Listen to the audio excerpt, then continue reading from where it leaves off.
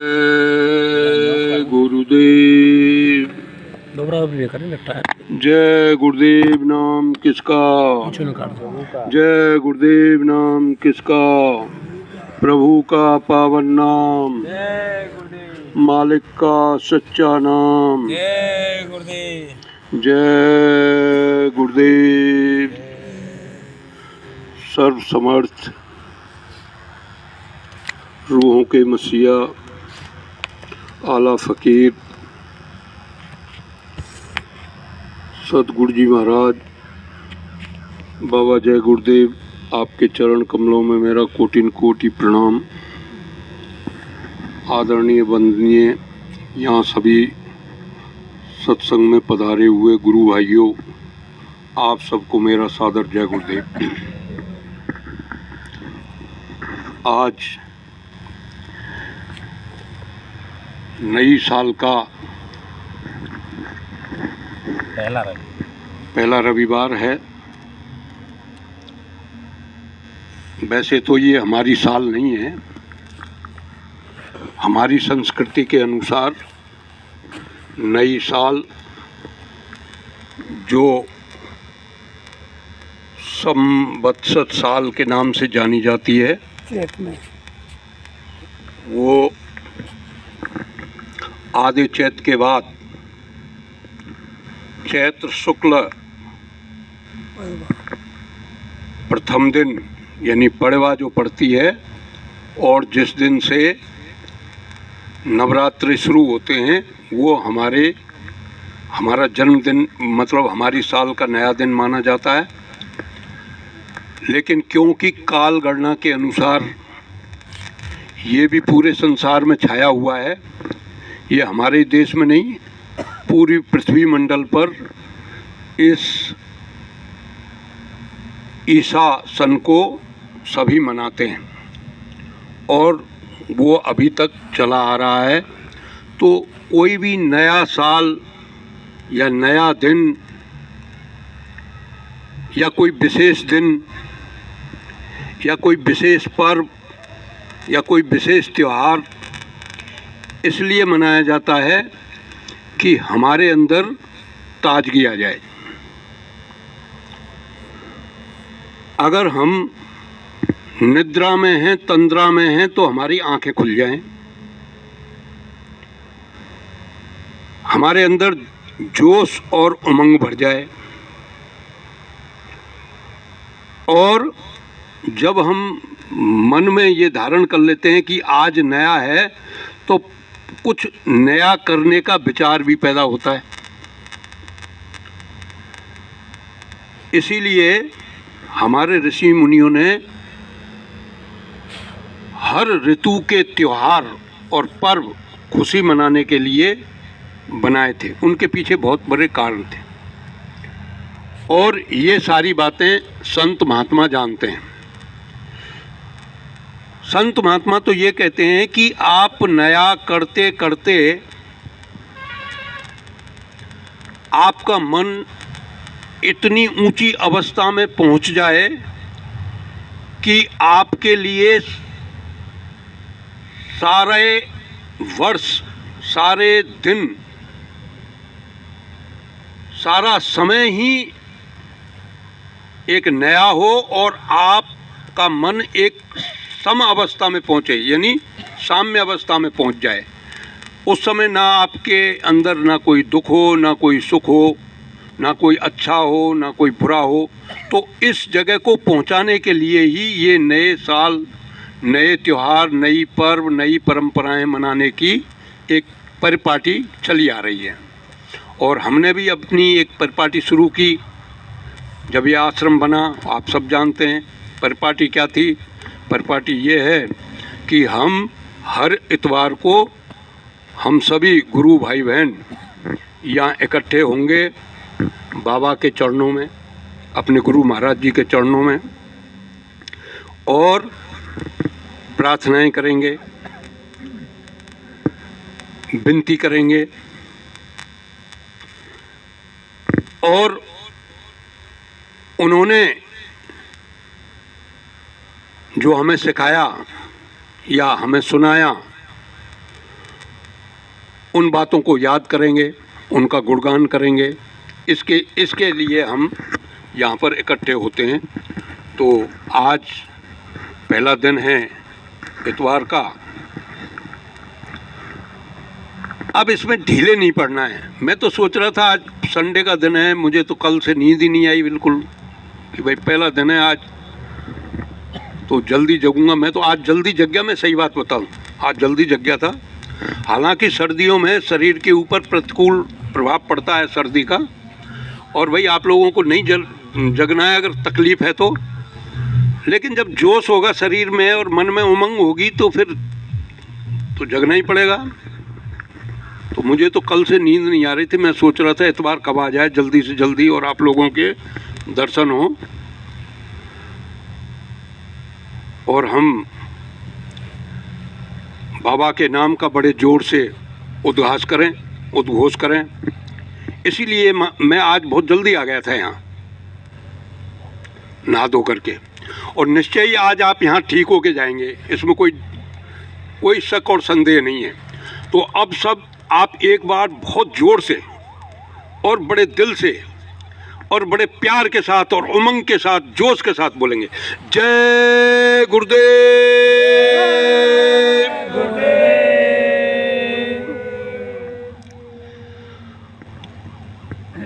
देखो, मैं बाबा के वचनों को नहीं दोहरा सकता। इनके वचन बड़े अलौकिक हैं और अवर्णनीय हैं, इनका वर्णन नहीं हो सकता है। अनिर्वचनीय हैं, इनको बोला भी नहीं जा सकता है। और हम तुच्छ पामर जीव इनके वचनों को क्या दोहरा सकते हैं? इनके वचनों को तो हम तभी दोहरा सकते हैं जब इनकी असीम कृपा हमारे ऊपर हो। और वैसे तो इनकी असीम कृपा हमारे ऊपर हो रही है, लेकिन हमारे इस कलुषित मन में इतना मैल भरा पड़ा है कि हम इनकी दया को महसूस ही नहीं कर पाते। बार बार बाबा बताते थे कि अरे बच्चा, मैं जब तक आप लोगों के ऊपर दया नहीं करूं तो आप अपनी चारपाई से भी नहीं उठ सकते। तो ये सब इनकी दया का खेल है कि हम यहाँ पर आकर के इकट्ठे हुए हैं, बैठे हैं, सुन रहे हैं। सबसे ज़रूरी है जब भी हमें यहाँ आना है तो आश्रम से बाहर चाहे हमारा मन कहीं भी चल रहा हो,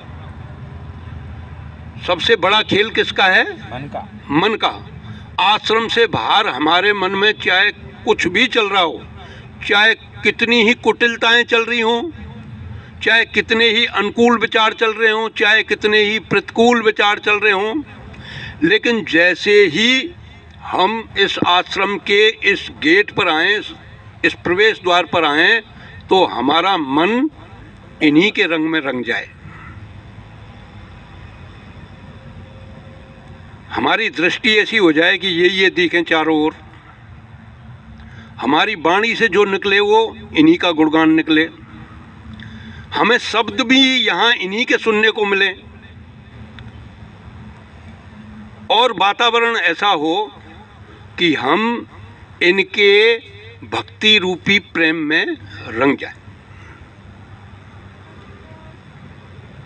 अब इसके लिए एक तो हमें अपने मन के अंदर जो बहुत सारे दुराग्रह हैं, दुराग्रह क्या हैं? दुराग्रह ये हैं कि मैं उम्र में बड़ा हूँ,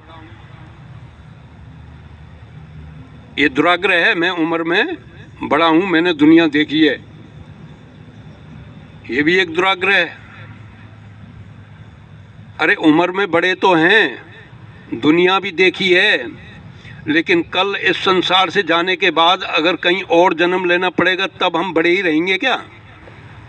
वहाँ भी बोलेंगे कि मैं तो बाबा जय गुरुदेव के पास से आया हूँ, मैं तो बड़ा हूँ, सब कुछ जानता हूँ, सब कुछ अनुभव है, कहेंगे क्या? क्योंकि बाबा बताते हैं कि यहाँ रचना ही ऐसी हुई है कि पीछे का सब कुछ साफ। पीछे क्या थे उसको हम क्या कर देते हैं, भूल जाते हैं। और बाबा बार बार बार बार एक चीज़ के ऊपर बड़ा जोर देते थे, और उस चीज़ को हमें मन के भीतर तो पक्का रोज ही मनन करना है। रोज मनन ये करना है कि भाई हमने जो ये मनुष्य शरीर प्राप्त किया है, ये मनुष्य शरीर हमारे पुण्य कर्मों का भी फल नहीं है। हालांकि ऐसा बताया जाता है कि तुम्हारे पुण्य कर्मों से ये मनुष्य शरीर मिला है, लेकिन उन पुण्य कर्मों से ज़्यादा इन संत महात्माओं की दया जो हमारे ऊपर हुई, या परमात्मा की जो दया हमारे ऊपर हुई, उसका फल है मनुष्य शरीर मिलना।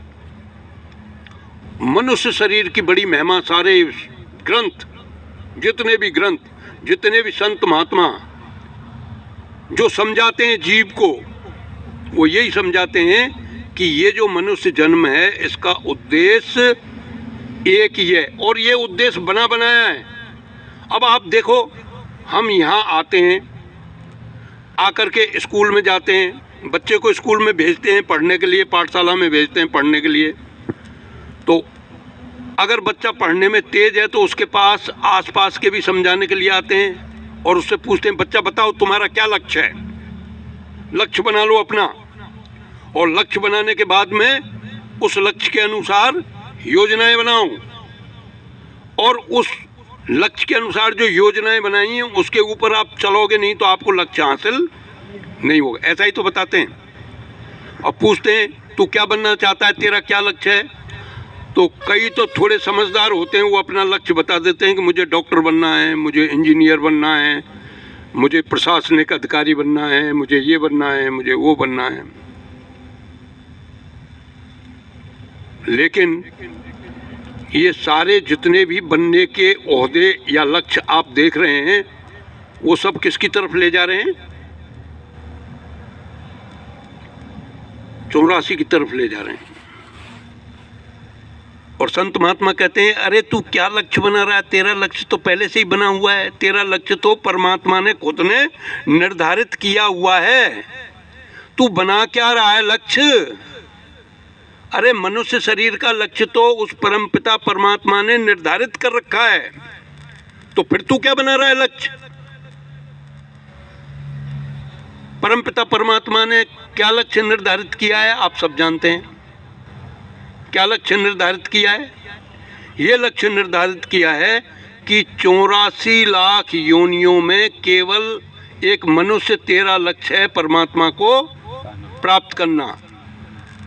पहले से ही निर्धारित है। योजना बनानी है तो इसकी बनाओ, और कोई बहुत मुश्किल योजनाएं नहीं है भाई। परमात्मा से मिलने के कुछ नियम है। आप यहाँ आए हुए हो तो नियम में बंधे हुए हो, उन नियमों में, उन मर्यादाओं में आपको रहना पड़ेगा।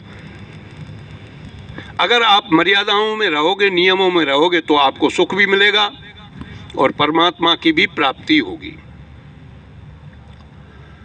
तो मनुष्य जन्म लेने के लिए और परमात्मा से मिलने की सीढ़ी को प्राप्त करने के लिए परमात्मा ने जो नियम बनाया, वो नियम ये बनाया कि तुम धरती पर जाने के बाद बंदे नेक कर्म करना। नेक कर्म का मतलब अच्छाई की तरफ चलना। द्वैत के उसमें एक चीज तो ऐसी है जो अपने आप आती है।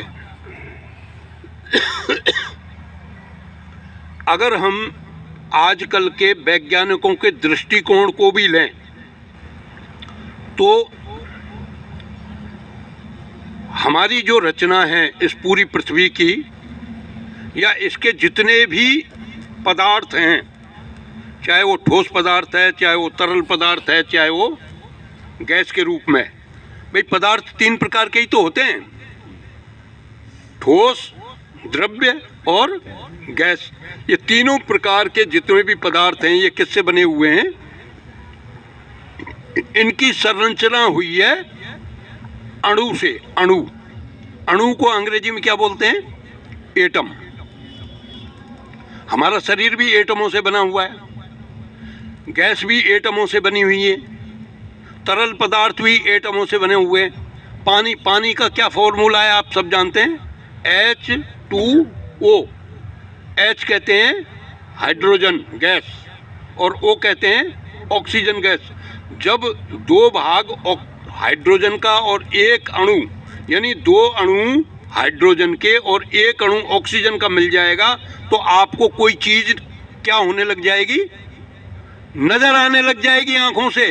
हाइड्रोजन नहीं दिखाई दे रही है, हाइड्रोजन आपको दिखाई दे रही है, ऑक्सीजन आपको दिखाई दे रही है, लेकिन ये दोनों मिल गए, ये दोनों चीज़ें मिल गई, दो हाइड्रोजन और एक अणु मिल गया तो इन आँखों से कुछ चीज़ दिखाई देना शुरू हो जाएगी और उसको क्या बोलेंगे आप, पानी। ये बहुत नीचे की विद्या है, इनकी विद्या तो इससे पता नहीं अनंतों गुना ऊपर है। लेकिन हम इस बात को क्यों समझा रहे हैं उसका भी एक कारण है। तो एटम की जो संरचना है, एटम की जो संरचना है वो बताते हैं कि उसके अंदर एक केंद्र बिंदु होता है, एक बिंदु होता है, एटम के अंदर एक बिंदु होता है। बिंदु तो सभी समझते हैं, और उस बिंदु के चारों ओर एक रास्ता बना हुआ है, निश्चित दूरी पर रास्ता बना हुआ है। ऐसे नहीं गोलाकार में जो रास्ता बन रहा है तो कहीं दूरी उसकी ज़्यादा कहीं कम नहीं, एक निश्चित दूरी पर एक रास्ता बना हुआ है। और उस रास्ते में प्रोटॉन और न्यूट्रॉन दोनों चक्कर काट रहे हैं। किसकी तरफ चक्कर काट रहे हैं, उस बिंदु की तरफ। जब चक्कर काटेंगे तो एक बिंदु बन जाएगा और उस बिंदु को बोलते हैं हिंदी में नाभिक। एक निश्चित रास्ता, उस निश्चित रास्ते में प्रोटॉन और न्यूट्रॉन चक्कर काट रहे हैं, तो उनमें एक है पॉजिटिव और एक है नेगेटिव। तो प्रोटॉन की तो एक निश्चित संख्या अगर मान लो उसमें डाल दी, जितनी आप प्रोटॉन डाल देंगे उस अणु में उतने ही न्यूट्रॉन अपने आप हो जाएंगे, बिना डालने की जरूरत नहीं है। अब इसको मोटे तौर पर आप खेत में बीज बोते हो, खेत की जुताई करते हो, अब समय के अनुसार उसमें आप फसल बोते हो, तो फसल क्या है, फसल तो है प्रोटॉन। फसल तो आपने बोई, फसल के लिए तो आपको क्या करना पड़ा, मेहनत करनी पड़ी। और खरपतवार के लिए मेहनत की क्या, खरपतवार तो अपने आप ही हो रहा है।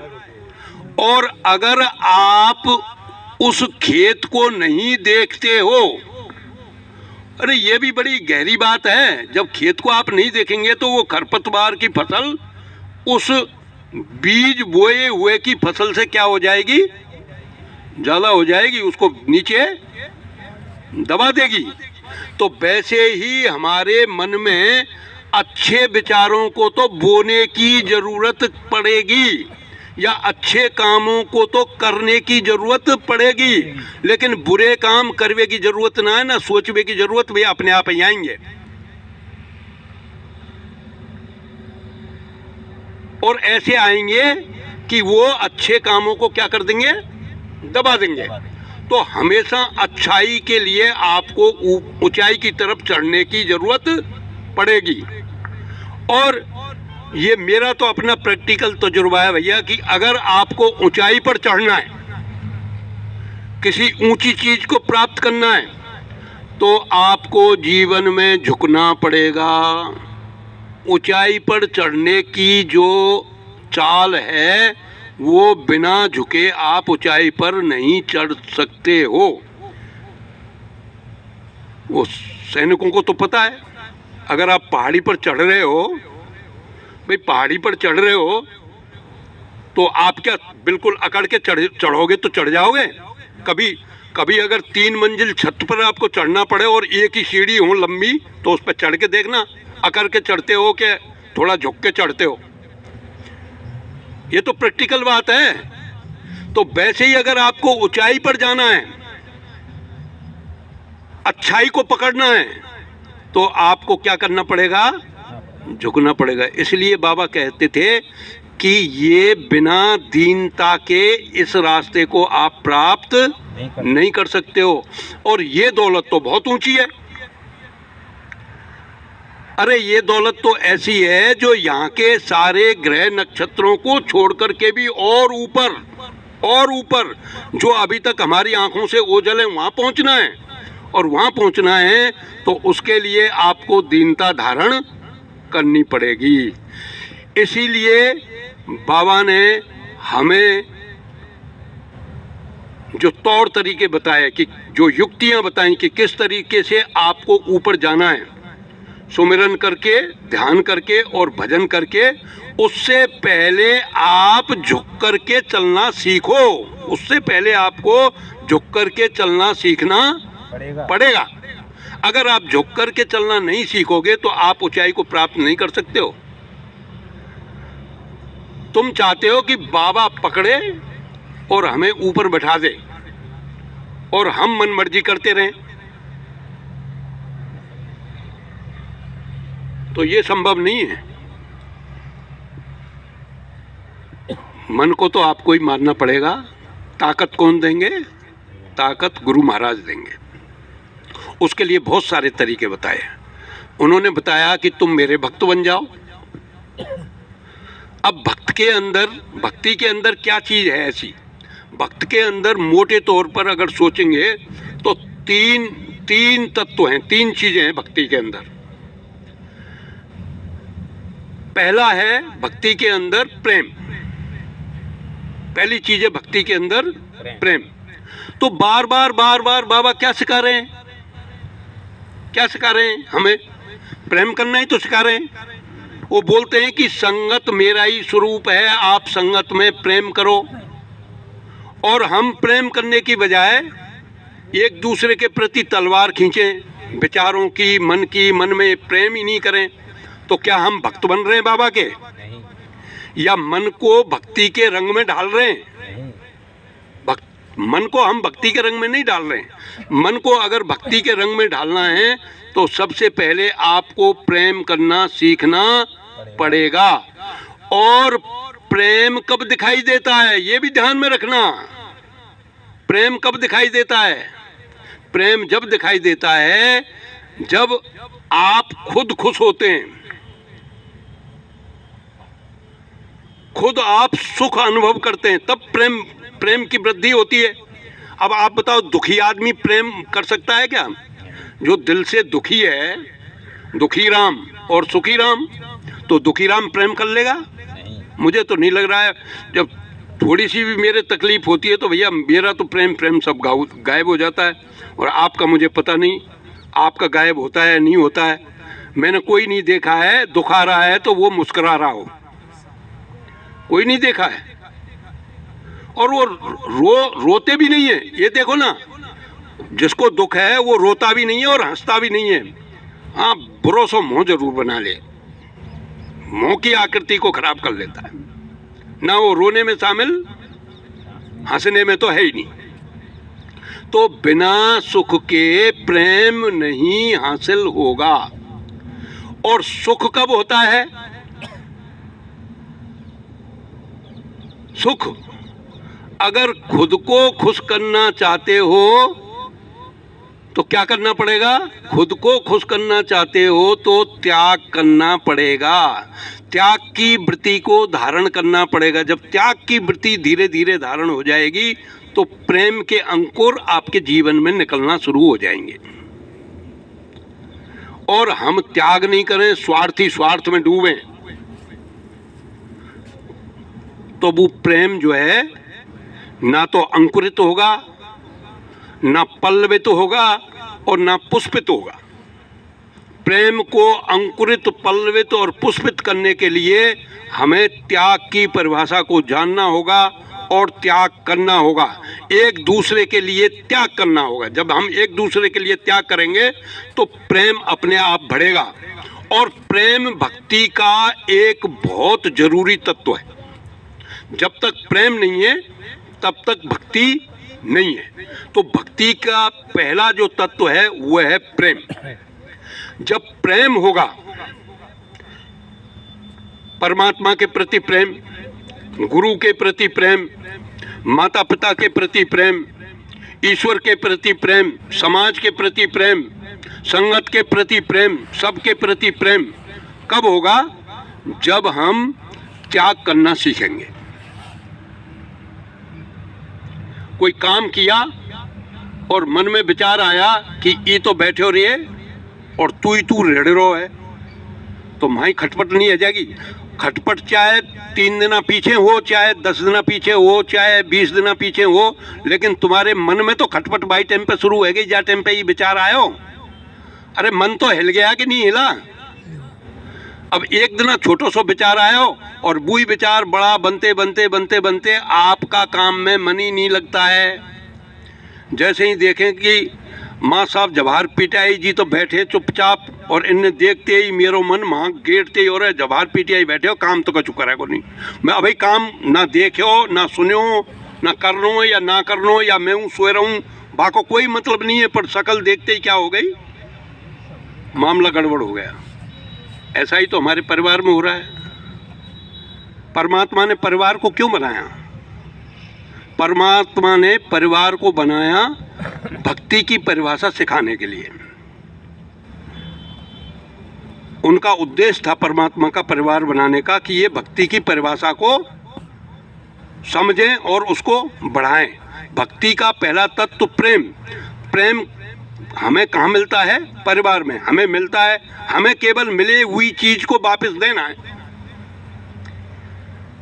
हमें क्या बचपन में प्रेम नहीं मिला? हमें बचपन में किसी ने तो प्रेम किया, तभी तो हम बड़े हुए। उस प्रेम को केवल आप दे ही दो, मत आप ज़्यादा प्रेम मत करो। जितना प्रेम आपको मिला है आप उसको दे दो, बाहू में काम बन जाएगा। नियम तो ये है कि आपको जब तक आप प्रेम नहीं करेंगे तब तक आपके पास में भक्ति नहीं आएगी, और भक्ति नहीं आएगी तो फिर ये परमात्मा आपसे प्रेम नहीं करेगा। बिना भक्ति के, बिना प्रेम रीझ है नहीं नटवर नंद किशोर। तो पहला है भक्ति में प्रेम तत्व, और जब प्रेम तत्व बढ़ना शुरू हो जाता है तो आपके अंदर श्रद्धा और विश्वास बढ़ना शुरू हो जाएगा। जब प्रेम बढ़ा तो श्रद्धा विश्वास,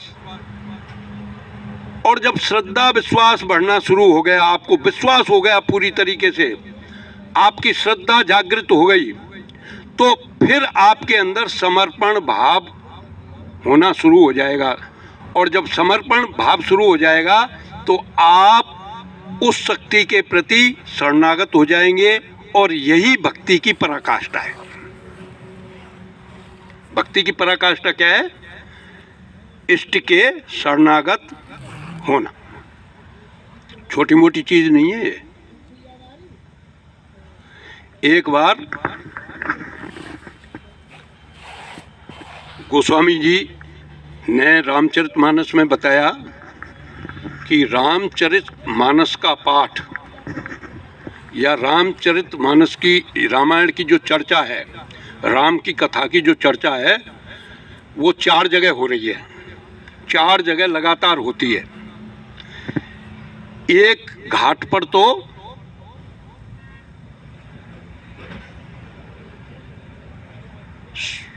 महादेव जी वक्ता हैं और पार्वती माता श्रोता हैं, और एक घाट पर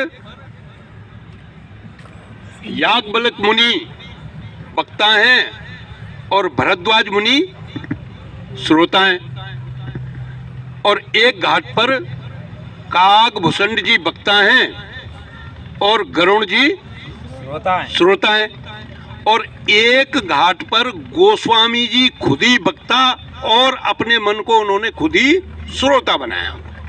4 जगह ये कथा चल रही है। तो कथा सुनते सुनते माता पार्वती को भ्रम हुआ, संशय, और संशय हुआ तो उन्होंने महादेव जी को बोला कि महाराज समझ में नहीं बैठी कुछ। तो क्या समझ में नहीं बैठी? पूछो। कि आपने बताया था, वो कथा चल रही थी कि काकभूषण जी ने कौवा को रूप कैसे पाया, और कौवा होते हुए भी वो परमात्मा के परम भक्त थे। तो वो कथा तो निकल गई और पार्वती माता जो है सोचने लगी, अरे आदमी पे ही भक्त बनबो बड़ी मुश्किल है जाए, मनुष्य पे ही, और ये पशु मतलब ये पक्षी कौवा कौवा कैसे भक्त बन गो भाई, ये तो बड़े अचंभे की बात है। तो वो पूछने लगी कि कौवा कैसे भक्त बन गया, क्योंकि वो भक्ति के मर्म को जानती थी। भक्ति क्या होती है वो जानती थी। वो भक्ति के लिए क्या बताया, भक्ति के लिए ये बताया कि हजारों आदमियों में से कोई 100 आदमी धर्म पे चलने की कोशिश करे, धर्म पे चले हजारों आदमियों में से, यानी 1000 आदमी में से एक आदमी चलेगा धर्म पे और 999 काय पे चलेंगे, अधर्म पे। एक आदमी चलेगा हजारों आदमियों में से, और ऐसे करोड़ों धर्म पर चलने वालों में से कोई एक आधो शील स्वभाव को हुए। देखिए कितनी बड़ी बात है, करोड़ों धर्म पर चलने वालों में से शील स्वभाव पर रहने वाला कौन है, कोई एक। और ऐसे करोड़ों व्यक्तियों में से या लाखों शील स्वभाव में रहने वाले में से कोई 100 ज्ञानी हुए। ऐसे लाखों शील, अब देखो आप धर्म पर चलने वाले की संख्या कितनी सी रह गई, कोई 100 को कौन होगा, ज्ञानी। और ऐसे करोड़ों ज्ञानियों में से कोई 100 भक्त निकले, हाँ विज्ञानी हो गया, और विज्ञानियों में से कोई एक निकलेगा भक्त। तो भक्त कोई नॉर्मल चीज है क्या? भक्त तो ऐसे समझो जैसे आजकल परीक्षाओं में अब बच्चा पढ़ रहा है ना, प्राइमरी क्लास में, मैं जो बात कह रहा हूँ वो समझ में तो बैठ रही है कि नहीं बैठ रही है साहब, कि मैं ऐसे ही जैसे भक्ति तो ऐसे समझो जैसे आप बच्चे को पढ़ने के लिए स्कूल में भेजते हैं, तो जब बच्चा प्राइमरी क्लास पढ़ता है, प्राइमरी के बाद में कहाँ जाता है, सेकेंडरी क्लासेज में, माध्यमिक में, माध्यमिक शिक्षा के बाद कहाँ जाएगा, कॉलेज में, महाविद्यालय में, महाविद्यालय के बाद कहाँ जाएगा, विश्वविद्यालय में। और पूरी पढ़ाई जब विश्वविद्यालय की कर लेगा तो फिर उसको किसी किसी को कुलपति किसके लिए चयन करता है, पीएचडी के लिए। ऐसे ही तो है पीएचडी। क्या पीएचडी सभी कर लेंगे जो स्कूल जा रहे हैं, वे सब पीएचडी बन जाएंगे क्या? कोई बनेगा। तो ऐसे ही भक्त भी कोई होता है। तब उन्होंने पूछा था कि इतनी ऊंची चीज, इतनी भक्ति की ऊंची चीज और काकभूषण जी को कैसे मिल गई? तो भक्ति कोई नॉर्मल चीज नहीं है। तो भक्ति में तीनों चीजों की पराकाष्ठा होती है। मैं इसलिए ये बात बता रहा हूं कि भक्ति का जो बीज है, भक्ति का जो बीज है वो हमारे मन में अंकुरित कब होता है, जब हम हमारे मन में त्याग की भावना को पैदा करते हैं। यानी जब तक हमारे दिल में त्याग नहीं होगा किसी के लिए कुछ करने का, तो भक्ति नहीं होगी, तो प्रेम नहीं होगा। तो भक्ति के 3 बहुत बड़ी बड़ी चीजें हैं। एक प्रेम, दूसरा श्रद्धा और विश्वास, और तीसरा है समर्पण। जब ये तीनों चीजें हो जाएंगी तो हम अपने इष्ट के प्रति शरणागत हो जाएंगे। और यही गीता में अर्जुन को श्री कृष्ण भगवान ने आखिरी में पूरी गीता बताते और पूछते रहे कि भाई अब तो कोई तो शक सवाल ना रहो, अब तो कोई डाउट ना है, सब समझ गो कि हमारा सब समझ गो। तो फिर बोले अरे छोड़ तू सब चीज़न ने। यानी पूरी गीता बताने के बाद पूरी गीता बताने के बाद क्या बोले? छोड़ छोड़, एक चीज बताऊं मैं तो को, मोटी चीज का बताई कि तू तो मेरी शरणागत, बस तेरे सब काम बन जाएंगे। मतलब पूरी बात बताई वे बेकार? अरे कोई बेकार नहीं है।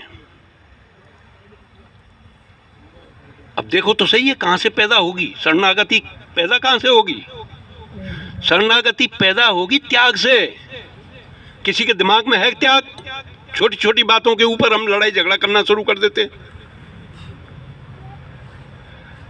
इस त्याग को बरकरार रखने के लिए पहले परिवार के अंदर, देखिए, मन के अनुसार नहीं चलते थे, मन के अनुसार नहीं चला जाता। त्याग पर चलना है तो मन की भूमिका के अनुसार नहीं चला जाएगा। आज लड़ाई झगड़े क्यों हो रहे हैं? क्योंकि हम समाज में अपने मन के अनुसार चलते हैं। अब मन तो सबके अलग अलग है।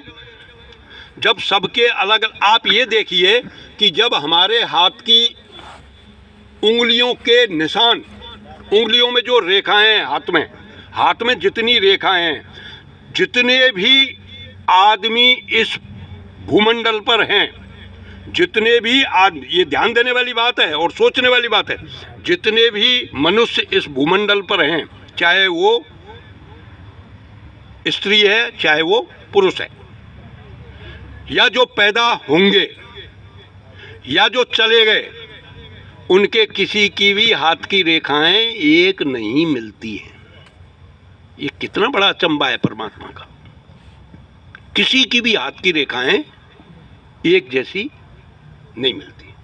अब जब हाथ की रेखाएं एक जैसी नहीं मिलती तो मन के विचार एक जैसे कैसे हो जाएंगे, ये बताओ आप। मैं अभी अगर आपकी परीक्षा लूँ ना, अभी इतने आदमियों की, और मैं 20 चीज रख दूं और आपको कहूं कि तुम इन 20 चीजों को देख देख करके एक कागज पर लिख दो, तो मैं प्रैक्टिकल करके बता दूंगा कि सबकी लिखाई में अंतर मिलेगा। कोई काऊ चीजें सबसे पहले लिखेगा, कोई काऊ चीजें सबसे पहले लिखेगा। सब एक जैसी लिखाई नहीं होगी कि नंबर 1 पे सबने यही चीज लिखी, नहीं तो प्रैक्टिकल करके देख लो। कहने का मतलब हुआ कि मन के विचार हमारे एक जैसे नहीं होते हैं, ना स्त्री के, ना पुरुष के, किसी के भी नहीं होते, ना बच्चों के। अब जब मन के विचार एक जैसे नहीं होते हैं और अब सब अपने मन की चलाएंगे तो भैया वहाँ का होगा बताओ? मन के विचार एक जैसे है नहीं और सब अपने अपने मन की चला में। एक के मन में आई कि सुबह जल्दी उठो, और एक के मन में आई नहीं सुबह जल्दी क्यों उठें, आराम से जब नींद पूरी हो जाएगी जब उठेंगे। और एक के मन में आई नहीं आराम से जब तो ना उठे, थोड़ा सा और सो लें जब उठ जाएंगे। यानी 3 आदमियों की तीनों बातें अलग अलग हो गई। तो अब बताओ, जगने के ऊपर झगड़ो होगा कि नहीं होगा? अरे होगा कि नहीं होगा, ये तो सोचने की बात है। होगा जरूर। क्यों? क्योंकि हमारे मन के विचार एक जैसे नहीं है और ना ही हो सकते हैं। अब क्या इंतजाम किया जाए? इंतजाम ये किया जाए कि हम भक्त बने। भक्त कैसे बनेंगे? जब तक हम में त्याग नहीं होगा। तो त्याग करने के लिए हमको क्या करना पड़ेगा? त्याग करने के लिए जो हमारो बड़ो ही बड़ो है, जो हम में सबसे बड़ो है, बाने जो मोहते कह दई वो हमारे लिए सर्वोपरि है। समझ रहे हो? सबके मन की बात नहीं चलेगी। कौन के मन की बात चलेगी? एक की। और हम अपने मन के विचारों का त्याग करेंगे। जब हम अपने मन के विचारों का त्याग करेंगे, भाई बड़े बड़े बूढ़े ने कह दी कि बेटा सुबह 4 बजे जगना है तो 4 बजे जगना है, चाहे हमारा मन उस बात को एक्सेप्ट कर रहा है चाहे नहीं कर रहा है। समझ रहे हो मेरी बात? जब हम ये त्याग करेंगे, अपने मन के विचारों का त्याग करेंगे, तो क्या पैदा होगा? प्रेम। आपस में क्या पैदा होगा? प्रेम। और जब प्रेम पैदा होगा तो आपस में क्या हो जाएगा? श्रद्धा विश्वास। श्रद्धा विश्वास हो जाएगा तो हम उस परिवार के प्रति क्या हो जाएंगे? समर्पित। और समर्पित होने के बाद में हम अपने कुल खानदान की विरासत के प्रति क्या हो जाएंगे? शरणागत। ऐसे ही शरणागत हमको अपने प्रभु की तरफ होना है। ये हमारा लक्ष्य पहले से ही बना हुआ है। इस लक्ष्य को बनाने की जरूरत नहीं है, क्योंकि परमात्मा की तरफ से ये लक्ष्य मनुष्य जीवन में मिला हुआ है। तो सबसे जरूरी है सतगुरु कहें करो तुम सोई, और मन के कहे चलो मत कोई। भाई करोड़ों आदमी बाबा की संगत करोड़ों आदमियों में थी, अगर करोड़ों आदमी अपने मन के अनुसार चलेंगे तो बात बन जाएगी साहब। किसकी बात चलेगी? गुरु महाराज की बात चलेगी। अगर गुरु महाराज की बात पर हम चल रहे हैं तो गुरु महाराज के प्रति हम क्या हैं? शरणागत हैं। जब शरणागत हैं तो हमारी भक्ति गुरु महाराज के प्रति बढ़ रही है, और हमें अभ्यास पड़ा हुआ है अपने मन के अनुसार काम करने की, यानी मन की सत्ता में रहने का हमारा अभ्यास पड़ा हुआ है। जब हम मन की सत्ता में रहेंगे तो हम स्वर्ग का दरवाज़ा नहीं खोल रहे हैं, स्वर्ग या मोक्ष का दरवाज़ा नहीं खोल रहे हैं, हम कहाँ जा रहे हैं? नरक की तरफ। इसीलिए गोस्वामी जी ने सबसे पहले नरक बताया कि नरक स्वर्ग अपवर्ग नसैनी। ये मनुष्य का जो शरीर है ये नरक स्वर्ग अपवर्ग की नसैनी है। नसैनी का मतलब ऊपर चढ़ना उतरना, नसैनी का मतलब है ऊपर चढ़ना और उतरना। तो नसैनी लग गई, लेकिन उस नसैनी पर हम कहाँ की तरफ चढ़ रहे हैं? नरक की तरफ। बाबा ने सबसे पहले क्या लिखा? नरक। क्यों नहीं स्वर्ग लिखा पहले उन्होंने? नरक क्यों लिखा? क्योंकि ज़्यादातर काम हम क्या कर रहे हैं? नरक वाला काम कर रहे हैं। स्वर्ग वाला काम भी नहीं कर रहे हैं, नरक वाला काम कर रहे हैं। हमको काम किसका करना चाहिए? मोक्ष का। उद्देश्य क्या है मानव जीवन का? परमात्मा को प्राप्त करना, ये उद्देश्य है मानव जीवन का। अब बाबा ने बड़े सत्संग करके हमें बताया कि आपको सच्चे गुरु की खोज करनी है, लेकिन मेरा अपना मानना यह है कि हमारे अंदर इतनी ताकत नहीं है कि हम सच्चे गुरु की खोज कर सकें। हाँ, अगर हम अच्छाई पर चलेंगे, किसी ने हमें ये बता दिया कि ये अच्छा रास्ता है, अच्छाई के बारे में हमें जानकारी हो गई। अब अच्छाई की जानकारी कौन देंगे? अच्छाई की जानकारी के लिए तीन मतलब सोर्सेज हैं, 3 स्रोत हैं जिनसे हमें पता चलेगा कि ये अच्छा है या ये बुरा है। मन नहीं कहेगा कभी भी। हम आजकल मन के कहे से चल रहे हैं, इसीलिए तो हम जो मन कह रहा है उसी को अच्छा समझ रहे हैं। हम किसको अच्छा समझ रहे हैं? जो हमारा मन कह रहा है, जो हमारा मन कर रहा है, जो हमारा मन सोच रहा है, वो अच्छा है ही नहीं। अच्छाई हमको कहाँ से मिलेगी? अच्छाई के लिए जो प्रमाणित चीज़ें हैं वो है सबसे पहला गुरु के वचन। गुरु जो कहेगा वो हमेशा क्या कहेगा? अच्छा ही कहेगा, वो बुरा कभी भी नहीं कहेगा। वो जीव के प्रति जो भी बात बताएगा वो उसके भले के लिए ही बताएगा, उसके बुरे के लिए नहीं बताएगा। हाँ, वो ऐसे जरूर लगेगा कि ऊपर से कड़वा है, वो ऐसा फल देता है कि जो ऊपर से कैसा है? कड़वा है, लेकिन वो फल जो कड़वा है वो हमारे खून को बहुत ज़्यादा शुद्ध कर रहा है। और ताकत किससे आएगी? खून से। तो वो हमारे खून को शुद्ध कर रहा है। तो इसलिए पहली बात हमें गुरु की माननी। दूसरा प्रमाण क्या है अच्छाई का? वो है जो हमारे शास्त्र कह रहे हैं। शास्त्र में आप रोज़ भागवत की कथा सुनने के लिए जाते हैं, रामायण की कथा हो रही है और कथा भागवत हो रहे हैं, तो ऐसे नहीं सुनना है, एक सेठ की तरह से नहीं सुनना है। अब सेठ की तरह से कैसे है कि गांव में भागवत हो रही थी और एक सेठ जो है रोज भागवत सुनने के लिए जाता और सुन करके वापस आ जाता। एक दिन उसका बेटा बोला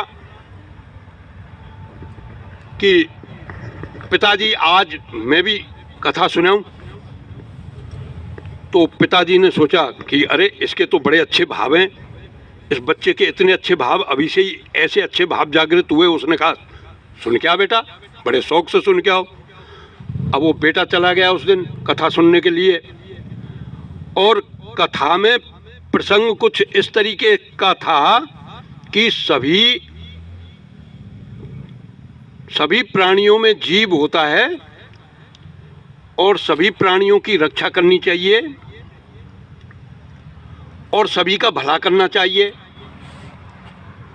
अब वो एक दिन सुन के आ गया और सुन के आ गया तो दूसरे दिन उसका पिताजी गया, वो दुकान पर बैठा, गल्ला बाहर रखा हुआ था अनाज का, दाल वगैरह का।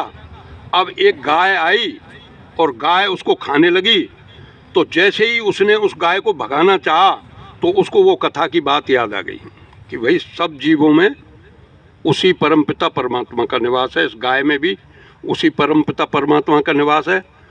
और फिर तुरंत मन में विचार आया कि अरे ये तो सब खा जाएगी। फिर मन में विचार आया, अरे कोई बात नहीं, हमारे घर तो बहुत कुछ है, आज खा लेगी तो बेचारी क्या है, अपना भूख। मतलब कभी वो कथा की तरफ जाए और कभी संसार की तरफ जाए। आखिरी में बच्चा था, उसका दिमाग सरल था, मतलब बुद्धि सरल थी, तो उसने गाय को खाने दिया और इतने में ही वो सेठ आ गया कथा सुन करके। और सेठ ने देखा कि ये तो गाय को भगा नहीं रहा, चौपट कर दिया इसने तो पूरा मामला। तो उसने डंडा लिया, गाय को भगाया और उसको भी डांट मारने लगा कि तू गाय को क्यों नहीं भगा रहा था। तो उसने कहा कि पिताजी कल कथा में तो ये बताया गया है कि मतलब इस तरीके से जीव को भगाना नहीं चाहिए, जीव को मतलब उसकी भूख को तृप्त करना चाहिए, ऐसी बातें आई। ओहो, तो तू जो है पूरी बात सुन के आया है, मेरी तरह से कथा नहीं सुनी। मैं देख रोज सुन के आता हूँ और आता हूँ तो जब खड़ा होता हूँ तभी पल्ला झाड़ देता हूँ। तो पल्ला झाड़ कथा सुन के नहीं है इसका मतलब। तो आज हम जो कथा सुन रहे हैं वो सब पल्ला झाड़ कथा सुन रहे हैं। पहले तो ये हमारे जन्म के टाइम पर ही ये कथा होती ही नहीं थी, इतनी कथा नहीं होती थी। गांव में कथा होती थी क्या बताओ? ना के बराबर कोई कथा नहीं होती थी।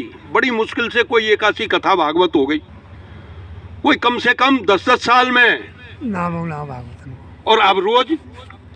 लेकिन सब पल्ला झाड़, एक भी बात को नहीं। जबकि उन शास्त्रों में अच्छाई का फैसला है, अगर उसमें अच्छी बातें आ रही हैं तो उनको सुनना चाहिए, उनको समझना चाहिए और उनके ऊपर चलना चाहिए। तब तो कथा सुनने का, सत्संग सुनने का, भागवत सुनने का मतलब है। अरे मीठा गला दिया है तो मीठे गले से प्रार्थना बोलना बहुत अच्छी बात है, लेकिन प्रार्थना में क्या भाव समाहित हैं उनको भी तो मन में धारण करना है। भाई हम प्रार्थना बोलने के लिए क्यों आते हैं? हम प्रार्थना बोलने के लिए इसलिए आते हैं कि दुनिया ये कि अरे इसको तो बड़ी अच्छी प्रार्थनाएं याद हैं साहब, तो बात का फ़ायदा होगा भैया, याद है तो कुछ फ़ायदा होगा। फ़ायदा कब होगा? फ़ायदा जब होगा जब हम उन प्रार्थनाओं को सुरीले कंठ से गाएं, जो हमें भी अच्छी लगें और दूसरों को भी अच्छी लगें, फिर उनको समझें उस प्रार्थना के भाव क्या हैं और हम अपने भावों को परमात्मा के प्रति अच्छे भाव बनाएं। तब प्रार्थना का मतलब है। प्रार्थना छोटी मोटी चीज नहीं है। किसी भी चीज को बुद्धि के अंदर, चित्त के अंदर ग्रहण करने के लिए, किसी भी विषय वस्तु को अच्छी तरह से समझने के लिए हमारे चित्त की स्थिति सतोगुणी होनी चाहिए। हमारे चित्त की स्थिति कैसी होनी चाहिए? सतोगुणी। अगर हमारे चित्त की स्थिति तमोगुणी है तो हमारे चित्त की अवस्था मूढ़ अवस्था होगी या तो क्षिप्त अवस्था होगी। मूढ़ अवस्था का मतलब है मूर्ख अवस्था। सुन रहे हैं, आनंद आ रहा है और साथ साथ वो चौपट होता जा रहा है, मन का पूरा राज हो रहा है हमारे चित्त के ऊपर। तो प्रार्थना का पहला असर क्या है कि जब जीव या मनुष्य जब कहीं जा रहा है सत्संग में और उसका चित्त की अवस्था मान लो रजोगुणी है। रजोगुणी का मतलब आया गांव से और सोचता हुआ आ रहा है कि वो जो है भैंसिक का जो हरे उलानो है, चारों उलानो है, कितने देर में बैठूंगा, थोड़ी देर बैठूंगा, बैठ करके उठूंगा, ये सब क्या है? रजोगुणी अवस्था ही तो है। बच्चा पढ़वेगो है, वो कै बजे आ जाएगो, ये विचार चल रहा है। ढेरा गांव से यहाँ तक आए तो कोई न कोई तो विचार चल रहा होगा मन में, और विचार नहीं चल रहा होगा तो एक दूसरे की बुराई करती हुई आ रही होंगी, फलानी घर की भैया ऐसी है, फलाने घर की भैया ऐसी। भाई यही चीज़ें होती हैं, मैंने तो यही देखा है। हम भी 4 आदमी इकट्ठे होते हैं तो या तो अकेले होते हैं तो कोई विचार चलता रहता है, और अकेले नहीं होते हैं तो काउन काउ की बात चलती रहे।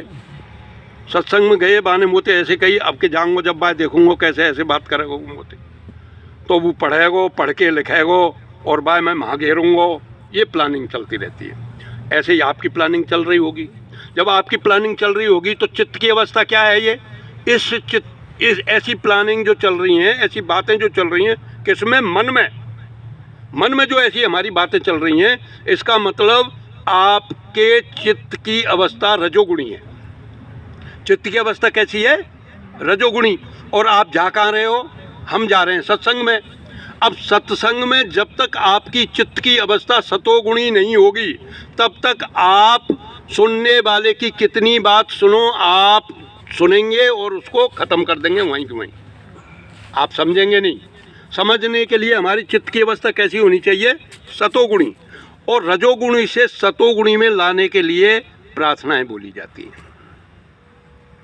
प्रार्थना में वो ताकत है जो हमारे चित्त की एक अवस्था को उन्नत अवस्था में ले आता है। अगर हमारा चित्त तमोगुणी है तो वो रजोगुणी में आ जाएगा, रजोगुणी है तो वो किस में आ जाएगा? सतोगुणी में आ जाएगा, प्रार्थना के द्वारा। लेकिन आएगा कब? जब हम प्रार्थना के भावों को सुने या प्रार्थना गाएं तो उन भावों को मन में धारण करें और अपने परमात्मा के प्रति, अपने इष्ट के प्रति उनको समर्पित करें। तब देखो कितना बड़ा प्रभाव पड़ता है।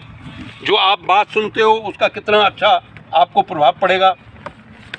प्रार्थना नॉर्मल चीज़ नहीं है, प्रार्थना छोटी मोटी चीज़ नहीं है।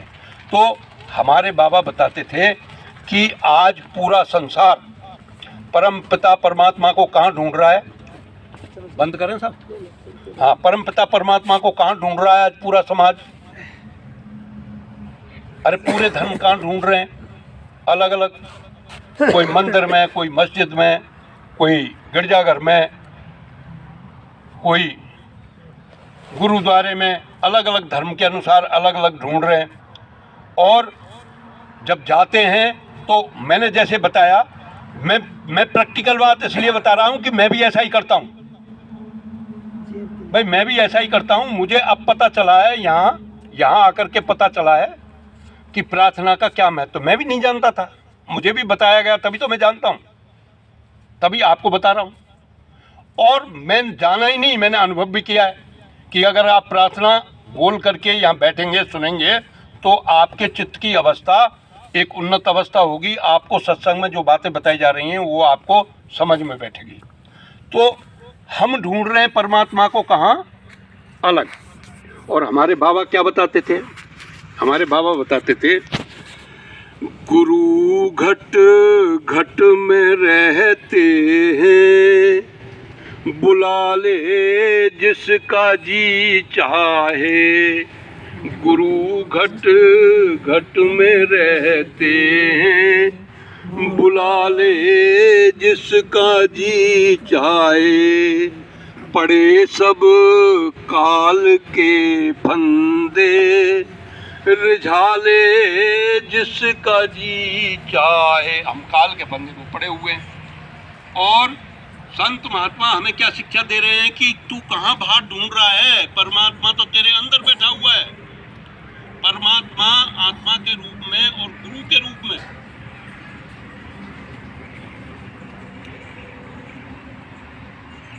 मानस क्या जाने भेदा, जय गुरुदेव।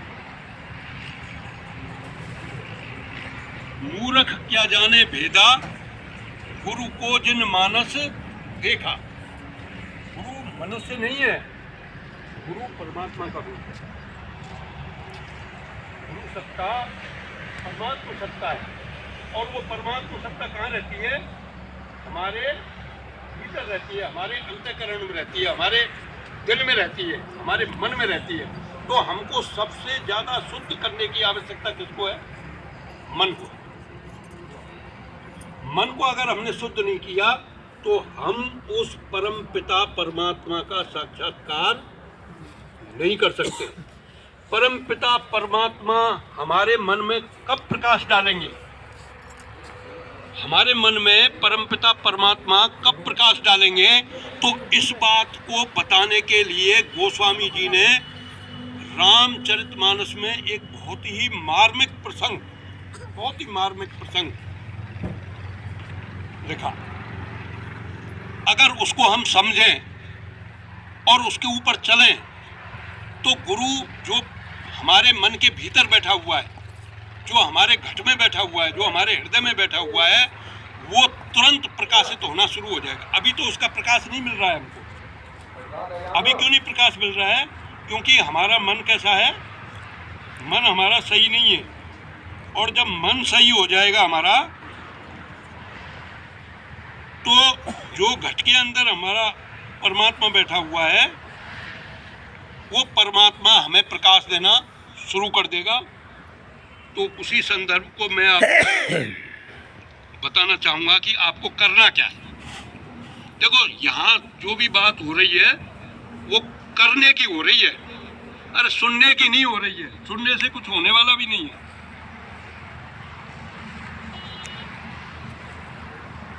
सुनने से नहीं होने वाला कुछ भी। हमको सुन करके क्या करना है? करना है। पूरी गर्मी में बैठा रहता है एक आलसी आदमी। अरे बरसात होगी तो मैं उस खेत में ये बोऊंगा, उस खेत में ये बोऊंगा, हल चलाऊंगा। और बरसात हो गई और आलस उसका छूट नहीं रहा है, खेत में कुछ बुआ नहीं, बंजर खेत रह गया, तो उसमें बीज उगेगा? नहीं उगेगा।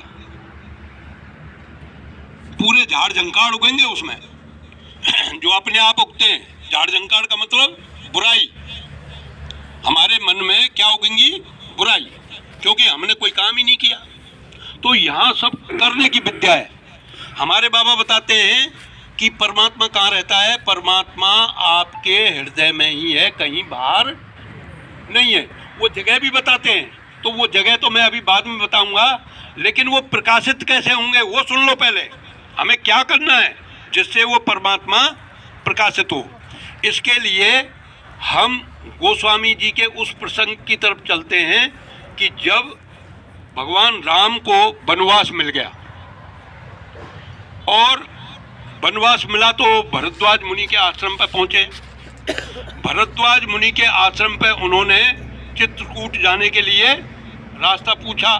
चित्रकूट उस समय एक बहुत बड़ा गहरा वन था, आज भी है। अभी तो वहाँ मकान वगैरह क्या कहते हैं, आश्रम वगैरह बन गए। पहले कोई आश्रम नहीं थे, बहुत बड़ा हिंसक जानवरों से भरा हुआ वन था। तो वहाँ वन में ऋषि मुनि रहते थे और वो तपस्या करते थे। तो भरद्वाज मुनि से पूछा कि चित्रकूट का रास्ता कौन सा है। वो चित्रकूट जाने लगे, और चित्रकूट में जाने के बाद वो ऋषियों से मिले। तो वो किससे मिले? वाल्मीकि ऋषि से मिले। वाल्मीकि ऋषि से मिले और उन्होंने हाथ जोड़ करके वाल्मीकि ऋषि से पूछा कि महाराज, मुझे अपने वनवास के कुछ दिन जगह बता दो, जहाँ मतलब मुझे कोई परेशानी नहीं हो और आपके भी दर्शन होते रहें। ऐसा सवाल किया राम ने वाल्मीकि ऋषि से। तो वाल्मीकि ऋषि क्या बोले? वाल्मीकि ऋषि पहले तो उनको देख करके मुस्कुराए, क्योंकि राम में क्या था? राम में परमात्म तत्व साक्षात प्रकाशित हो रहा था। ये राम तत्व जो साक्षात प्रकाशित हो रहा था, ये किनको दिखाई देता है? उन ऋषि मुनियों को दिखाई देता है जो तपस्या करते हैं। अब वाल्मीकि तपस्वी थे, उन्होंने जैसे ही राम को देखा तो उन्होंने उनमें भगवान के दर्शन मिले, और भगवान के दर्शन मिले। और जैसे ही राम ने उनसे पूछा कि महाराज मुझे बताओ कि मुझे चित्रकूट में अपने वनवास के दिन निकालने हैं, तो मुझे कोई आश्रम की जगह बताओ, मैं कहाँ रहूं। तो वाल्मीकि क्या बोले उनसे? वाल्मीकि बोले कि पहले तो वो बोले कि महाराज आप ये बताओ कि पहले तुम ही वो जगह बता दो जहां तुम नहीं रहते हो। जहां तुम नहीं रहते हो वो जगह मुझे बता दो, तो मैं तुम्हें बता दूंगा कि भैया तुम यहाँ रह लो। अरे सब जगह तो तुम्हारा वास है, घट घट के तो तुम वासी हो, तो मैं तुमको कौन सी जगह बताऊं कहाँ रहना है? और फिर कहने लगे कि अगर आपको रहना ही है तो कहाँ रहना है, कि सुनऊ राम अब कहूँ निकेता, बसऊ जहाँ सिय लखन समेता। फिर भी मैं कुछ घर आपको बताता हूँ जहाँ आपको लखन और लक्ष्मण और सीता के साथ में जहाँ रहना है। तो पहले उन्होंने क्या बताया कि जिनके श्रवण समुद्र समाना, कथा तुम्हारी सुलभ सर नाना, भरई निरंतर होय न पूरे, तिनके ये तुम कह ग्रह रूरे। या को सीधी सरल भाषा में अर्थ ये है कि तुम्हारे कानों को अगर परमात्मा की कथा बहुत अच्छी लग रही है, ध्यान देने वाली बात है, तुम्हारे मन को जो कानों से भगवान की कथा सुनाई दे रही है वो कैसी लग रही हैं? बहुत अच्छी लग रही हैं, और तुम उनसे अगा नहीं रहे। अगाता कैसे है आदमी? अगाता ऐसे है जैसे हमारे बाबा के भंडारे लगते थे। अभी भंडारा गया है दिसंबर में, तो पहले जब बाबा थे तो बाबा के दर्शन करने के लिए बहुत से वैसे भी चले जाते थे गांव वाले, मेले का दर्शन करने, चलो मेले देख आएंगे भाई। ट्रॉली तो जा ही रही है गांव में, तो ट्रॉली में बैठ के मेले देख बेखता जी। तो मथुरा में भीड़ है जाती। जब 3 भैयरवानी बेचारी गई, 2-3 साल से जा रही वे लगातार, तो वे जैसे ही सत्संग में गए वैसे ही बोली, एरी तेने मथुरा देख लियो। आपस में बात कर रहे हैं, तो बाबा बैठे हैं वहाँ और आपस में बात कर रहे हैं, तेने मथुरा देख लियो। ए दारी मैंने तो ना देखो। फिर वो बोले तेने देख लियो ना, दारी मैंने ना देखो। मतलब तीनों में तो मथुरा देखो ही नहीं। फिर वे बोले अरे बाबा तो यही बात है तो क्या गो, ये नर्तन मिले हो है, बच्चे बच्ची हो, ये बहुत अमोलिक है, इसमें भजन करना है, रोज भी बात कहाँ सुने, चलो आज मथुरा देखो। या तो क्या अंगाए वो ए रोज भी यही बात तो सुनने कहाँ सुने, उनको राम प्रकाशित नहीं होगा। या तुम्हारे घट के अंदर जो परमात्मा बैठा हुआ है, और अगर तुम भगवान की कहानी कथाओं से उकताइए कि रोज भी यही बात है रही है, इसका मतलब है आपका चित्त सात्विकी नहीं है, तो आपको परमात्मा का प्रकाश नहीं मिलेगा। जो परमात्मा आपके ही पास है, कहीं दूर नहीं है, लेकिन आपने कथाओं से, आप कथा से उकता गए। उकताना नहीं चाहिए। हमेशा आपको पता चल गया कथा हो रही है, सत्संग हो रही है। क्यों कि गरुण जी को जब मोह हो गया तो शंकर जी ने तो यही तो कहा कि भैया कछु काल करिए सत्संगा, तभी होए सब संशय भंगा। सत्संग जब तक नहीं करेंगे तब तक आपके संशय नहीं टूटेंगे, मन के संशय नहीं टूटेंगे, और मन के संशय नहीं टूटेंगे जो मन में बैठा हुआ परमात्मा है, फिर वो दिखाई नहीं देगा। इसलिए आपको परमात्मा की कथा जहाँ भी सुनने को मिले, सब काम को छोड़ करके चले जाना चाहिए। अगर तुम सब काम छोड़ के ना जाए तो भैया कछु काम करके फिर चले जाओ। मैं तो यह ना कहूँ सब काम छोड़ के चले जाओ, कहूँ कल ही गाड़ी देवे लग पड़े, ऐसे नहीं। लेकिन फिर भी आपके अंदर मन में श्रद्धा तो होनी चाहिए, विश्वास होना चाहिए, समर्पण होना चाहिए, प्रेम भाव होना चाहिए, भक्ति होनी चाहिए, तभी तो आप काम को छोड़ करके आएंगे। हमारे बाबा तो ये कहते थे, एक सत्संग में बता रहे थे कि बच्चा तुम्हारे सामने 2 काम आ पड़े, दो स्थिति आ गई, 2 अवस्थाएं आ गई, 2 परिस्थितियां आ गई। एक परिस्थिति है कि सामाजिक परिस्थिति है, वहां जाना बहुत जरूरी है, और एक परिस्थिति सत्संग की है यानी परमार्थ की है। तो उन्होंने कहा कि स्वार्थ को परमार्थ पर कभी हावी मत होने देना। कहाँ जाना है? जहाँ परमार्थ है, जहाँ बाबा का सत्संग चल रहा है, जहाँ कथा चल रही है, वहाँ जाना है। बहुत जरूरी काम आ जाते हैं। पीयर से फोन आ गया, इधर कथा भी चल रही है, पीयर से फोन आ गया। अब पीयर तो बहुत प्यारो लगे, पीयर तो बहुत प्यारो है भाई, नैहर बहुत प्यारा है। अब प्यारो है तो कथा साइड में रख दी और कहाँ चले गए? पीयर। जबकि संतों का कहना क्या है? परमार्थ को, स्वार्थ को परमार्थ पर हावी नहीं होने देना है। तो आपको सत्संग में जाना चाहिए। शास्त्रों का वचन है ये, आपके मन का वचन है। आपने किया किसका? मन का काम। तो परमात्मा आपके घट में रहते हुए भी आपको नहीं दिखाई देंगे। कब दिखाई देंगे? जब आप परमात्मा की कहानियों में, कथाओं में या परमात्मा की बातों को मन से सुन रहे हैं, उकता नहीं रहे हैं, अगा रहे हैं। दूसरा, ये तो कानों की बात हो गई कि कान उकता में नहीं। दूसरा, लोचन चातक जिनकर राखे रहे दरस जलधर अभिलाषे, यानी परमात्मा के जहाँ दर्शन मिले, गुरु महाराज के जहाँ दर्शन मिले, संगत के जहाँ दर्शन मिले, वहाँ बिना सोचे समझे आओ। भाई आपको पता है ढहरा गांव में बाबा की ये जो आश्रम बना हुआ है, इसमें हमारी कोई औकात नहीं कि यहाँ हम आश्रम बना सकें। किसी की कोई ताकत नहीं, इनकी दया मौज का खेल है। इनकी दया मौज से ये आश्रम बना है और ये हमने साक्षात अनुभव किया है। ये ऐसे ही नहीं बता रहे हैं, आप इसको ऐसे ही मत मान लेना। इस जगह की तो स्वप्न में भी ये पता नहीं था कि यहाँ आश्रम बनेगा, स्वप्न में भी। इससे पहले भी कहीं और जगह ही ढूंढ रहे थे, इसके बारे में तो कुछ पता ही नहीं था।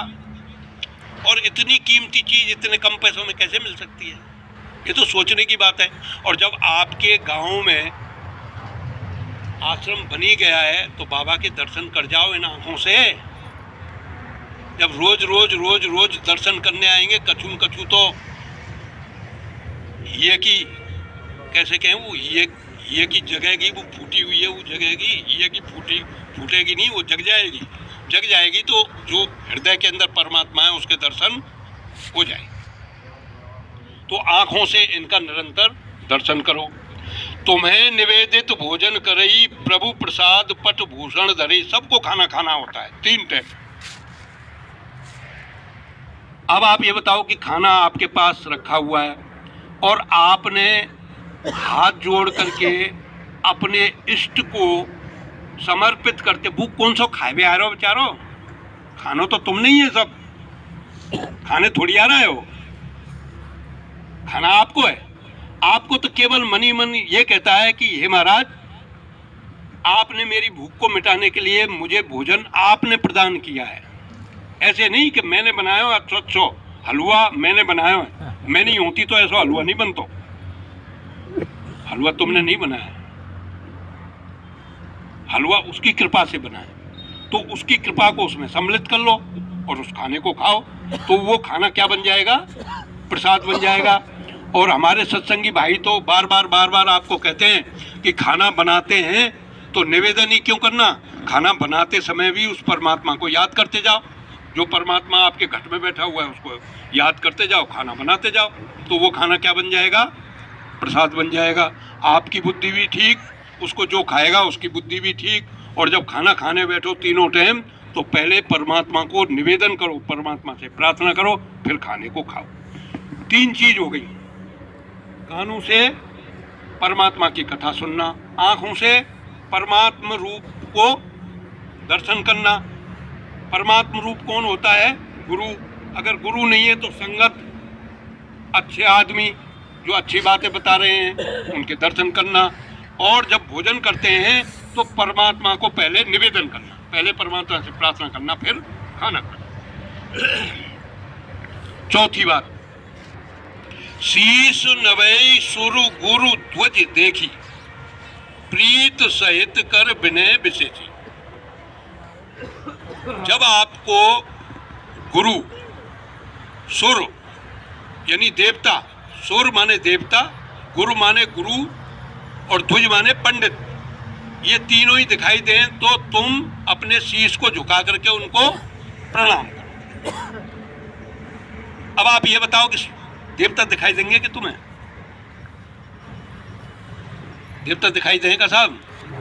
क्योंकि हमने देवता की जो पिक्चर है, देवता की जो तस्वीर है, वो मन में कैसी बिठा रखी है कि देवता कहाँ रहे? देवता रहे ऊपर, आसमान में ऊपर रहे, दिखे ना है हमने। भाई यही तो पिक्चर बिठा रखी है। यहाँ सुर का मतलब क्या है?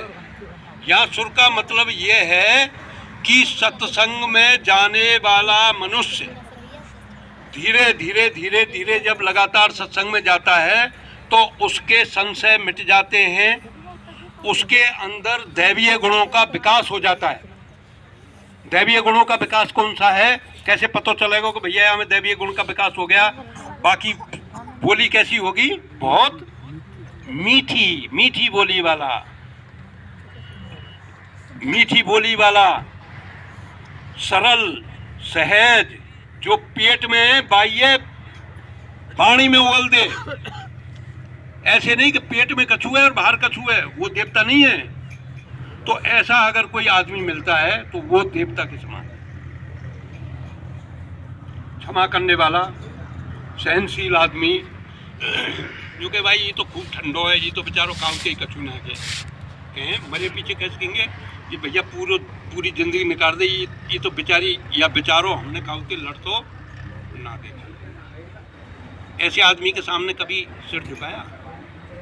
ऐसे आदमी के लिए बताया है गोस्वामी जी ने कि शीश नभे सुर देवता नहीं दिखाई देंगे। जिनको आपने सोच रखा है कि वो ऊपर है, ऊपर से नीचे नहीं आवे वो कोई देवता, या आपने कहीं देव स्थान बना रखे, चलो धीरे धीरे माउं शीश झुकाओ और फिर आदमी को भी शीश झुकाओ जिसके अंदर दैवीय गुण है। और गुरुजी मिल जाए तो साष्टांग प्रणाम करो। और द्विज का मतलब है पंडित, जो प्रेम की भाषा आपको सिखाता हो, जो प्रेम की भाषा आपको सिखाता हो, आपको सही रास्ते पर ले जाता हो, जो आपको सही बात बताता हो।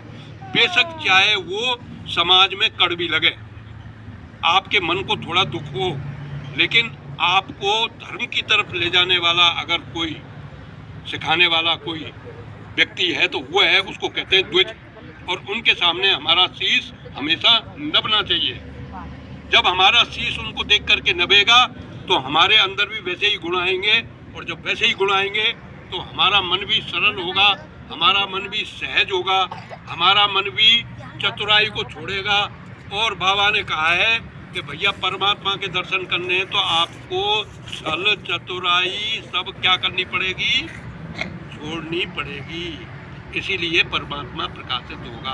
अब आप अपने अपने मन को टटोलना कि मेरे अंदर कितनी छल चतुराई भरी पड़ी है, पागल बनावे में देर ना लगा मैंने को और खुश और हुए। अरे मैंने तो खूब चूनो लगाया होगा, अब जो पता ना है रास्ता कौन सा, रास्ता हमने किसको बना लियो, बाकी सोच विचार ना है बिल्कुल। अगला है चरण राम तीरथ चल जाई, राम बसौ तिनके मन माही। और आपके चरण हमेशा मंदिर की तरफ, सत्संग की तरफ, कथा भागवत हो रही है उनकी तरफ, अच्छे आदमी जहाँ इकट्ठे हो रहे हैं उनकी तरफ। और आजकल की औलाद ने देख रहे हैं तुम किसकी तरफ जाएं? इनके मंदिर कहाँ हैं? उनके मंदिर दारू के ठेकान पे, मदरालय। तो उनको परमात्मा के दर्शन हो जाएंगे? अभी नहीं होंगे। ऐसे के लिए ही कहा है कि नरक स्वर्ग अपवर्ग नशे, ऐसों के लिए नरक की तरफ जा रहे हैं। मंत्र राज नित जपे तुम्हारा, पूजे तुम्हें सहित परिवारा। जो गुरु ने मंत्र दिया है उसका रोज सुमिरन करना, चित्त से परमात्मा का सुमिरन रोज करना, काम करते करते भी परमात्मा का सुमिरन करना। तर्पण होम करई नित नाना, विप्र जमाए देई बहु दाना। दान देना, दान का मतलब है यथा योग, जितनी जितनी आपकी योग्यता है उसके अनुसार दान देना। और सबसे बड़ा दान क्या है? सबसे बड़ा दान है भूखे को खाना खिलाना, वो सबसे बड़ा दान। अगर आपने भूखे को खाना नहीं खिलाया तो आपके उस दान का कोई फायदा नहीं है। एक और मैं आपको बताता हूँ, जब आप आजकल क्योंकि रिवाज चल रहा है कि गोवर्धन महाराज की परिक्रमा करने के लिए बहुत भीड़ जा रही है। आप देखो 12 मास जैसे पहले कभी मुड़िया पूनियों पर भीड़ हुई, अब रोजाना वैसी ही भीड़ हो रही है। अब जब परिक्रमा करने के लिए जाते हैं तो मैंने देखा है टोलियों में अगर आप परिक्रमा करने के लिए जाओगे तो आप जहाँ से परिक्रमा शुरू कर रहे हैं वहाँ से शुरू करेंगे बतराएबो, और जहाँ ख़त्म हो रही है वहाँ तक बातें करते ही जाएंगे और पता नहीं क्या क्या बातें करते जाएंगे। उन बातों का कोई हिसाब किताब नहीं है। आप देख लेना, आप जाएं कभी तो देख लेना, महसूस कर लेना कि हम कैसी बातें करके परिक्रमा दे के आए। और वैसे यहाँ आते ही बोलेंगे कि हम तो गोवर्धन की पूरी परिक्रमा दिया है और 7 परिक्रमा दे लें या महीना में, और 1000 दे लें और 500 दे लें, और 10 भंडारे लगे हुए हैं तो 10 में जाके बोलना है कि दे, या को अच्छो ना है तो फेंक दियो। मैंने देखा है, मैं बता रहा हूँ ये बात सही है। 10 भंडारे लगे हैं तो छोड़ना ना ये को। जैसे आजकल बफर को सौदा है ना कि 50 आइटम लग रहे हैं तो 50 खाने, क्या पहले फेंक जाओ। अरे बफर इसलिए थोड़ी लगाया है, जो आपके मन में है वो खाओ, कम खाओ, बार बार लेके खाओ, फेंको मत। और अब देखना आप कचड़े में कितना माल मिलता है आपको। वैसे ही कभी आप गोवर्धन की परिक्रमा देने जाओ तो वहाँ देखना रास्ते में कितना माल मिला हुआ पड़ा हुआ मिलेगा आपको। हम कौन सी दिशा में जा रहे हैं, क्या कर रहे हैं, ये करने के फल हैं। तो मेरी तो आपसे यही हाथ जोड़ करके प्रार्थना है, भैया जन कौन कैसे भाव से भंडारा लगा रहा है, बाकी पाप है तुम अपने ऊपर काई को लें, यहाँ से अपनी रोटी बना के ले जाओ, आराम से खाओ, और परिक्रमा में निंदा तो करो ही मत, क्योंकि निंदा के बराबर और कोई बड़ा पाप नहीं है। नहीं। सही है। परमात्मा के महान निंदा करेंगे तो और ज़्यादा बड़ा पाप बन जाए, वह निंदा नहीं करनी। तुम ते अधिक गुरु जिए जानी, इसमें आया है वाल्मीकि महाराज, वाल्मीकि ऋषि जी भगवान राम को बता रहे हैं कि तुमसे अधिक यानी गुरु जिए जानी, गुरु की महिमा वो अपने मन में जो सबसे ज़्यादा जानता हो, उसके मन में बसने वाले परमात्मा उसको प्रकाशित होते। विप्र जमाए दे बहुदाना, तुम ते अधिक गुरुए जिए जानी, सकल भाव देवे सन्मानी, सब कर मांगे एक फल, राम चरण रति हो, तिनके मन मंदिर बसो, सिए रघुनंदन दो। ये तो कुछ बाहर की बातें बताई, अब मन के अंदर की बातें बता रहे हैं कि काम क्रोध मद मान न मोहा, जिसके मन में काम क्रोध मद लोभ मोह मान मत्सर ईर्षा ढा ये धीरे धीरे धीरे धीरे कम होते जा रहे हैं, खत्म होते जा रहे हैं। तो ना उनके अंदर लोभ है, ना क्षोभ है, ना राग है, ना द्रोह है, ना जिनके अंदर कोई कपट है, ना कोई दम्भ है। तिनके हृदय बसो रघुराया, उनके हृदय में परमात्मा ज़्यादा प्रकाशित होते। परमात्मा तो कहीं नहीं गए, परमात्मा तो आपके हृदय में ही है, लेकिन उनको किसने ढक रखा है? काम क्रोध लोभ मोह मद माया मत्सर ढा कपट, इन्होंने ढक रखा है। इनको दूर हटाओ और परमात्मा के दर्शन करो। सबके प्रिय सबके हितकारी, सुख दुख सरिस प्रशंसागारी, कहें सत्य प्रिय वचन विचारी, जागत सोवत शरण तुम्हारी, जननी सम जानई पर नारी। बहुत बड़ी बात है ये, जननी सम जानई पर नारी। गोस्वामी जी ने तो गारंटी ली है यह बात की, गारंटी ली है। कैसे भैया वो पर हाँ, पर धन माटी गने और पर त्रिया मात समान, और इतने में यदि हरे ना मिले तो गोस्वामी दास जमानत ले रहे तुम्हारी। पर धन को क्या गिनना है? मिट्टी। पर कोई मिट्टी गिने, हवाल 100 रुपया दिखाई देंगे ना तो टूट नहीं पड़ेंगे, खड़े होंगे, इतवित को देखेंगे, कोई देख तो ना रहो, कोई ना देख रहे चुप उठा लो धर लो। फिर कहेंगे परमात्मा प्रकाशित नहीं हो, कैसे होगा भाई? पर धन माटी गिने पर त्रिया मात समान। तो इसमें बताया है कि जननी सम जानई पर नारी, और धन पराए बिस्ते बिस भारी। धन अगर नीचे गिर रहा है तो उसको जहर समझो, जहर से भी जहर। जे हरसई पर संपत्ति देखी। आजकल एक बीमारी और है गई, बगल को छोरा नौकर हैगो तो मेरो छोरा है होना चाहिए। ये बड़ी बुरी बीमारी लगी है। हमारे टाइम पे नहीं थी, हम भी फौज में नौकर हुए तो सब हमारे आसपास के लोग बड़े खुश हुए, चलो ये छोरा नौकर है वो। आजकल ऐसा नहीं है।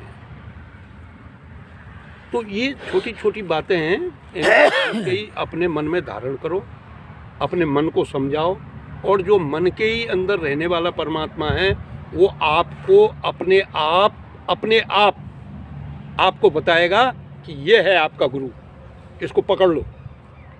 बाकी तुम्हारी और हमारी क्या हैसियत कि हम गुरु को पहचान सकें? गुरु हमें पकड़ता है। कब पकड़ेगा? जब इन चीज़ों पर हम चलेंगे, जो अभी बात मैंने बताई है कि हम कथा भागवत में जाएं, अंगामे नहीं, दर्शन करें, हैं, सबके साथ प्रणाम करें, भोजन करें तो परमात्मा को अर्पण करके करें। हमारे दिल में कोई काम क्रोध मद लोभ मोह नहीं होना चाहिए। पर धन को देखें तो हम उसको मिट्टी के समान समझें, पर नारी को हम माता के समान समझें। जब ये चीज़ें, हम इन चीज़ों के ऊपर चलेंगे, अपने चरित्र को विकसित करेंगे और अनुशासन में रहेंगे, मर्यादा में रहेंगे, तो वही गुरु एक दिन आपका आकर के हाथ पकड़ेगा। और हमारा हाथ इन बाबा ने पकड़ा है, हमने इनको नहीं पकड़वाया अपना हाथ, इसलिए हम इनकी हर बात पर कुर्बान हैं। इन्होंने पकड़ा है हमारा हाथ। तो आप लोगों का तो बड़ा अच्छा भाग है, डेरा वालों का, कि ये भूमि जो है बड़ी पवित्र बनने जा रही है। और आप कभी, क्योंकि इसके अंदर तो अभी इसी प्रकार की ऊर्जा मिलेगी, आप कभी आएंगे तो आपका मन बड़ा शांत होगा और आपको बड़ी शांति मिलेगी। अब कहने सुनने में कोई गलती हो गई हो तो उसको क्षमा चाहता हूँ। कनेक्शन कट गया भैया, और अब मेरे पास कछु इतना है बता देता।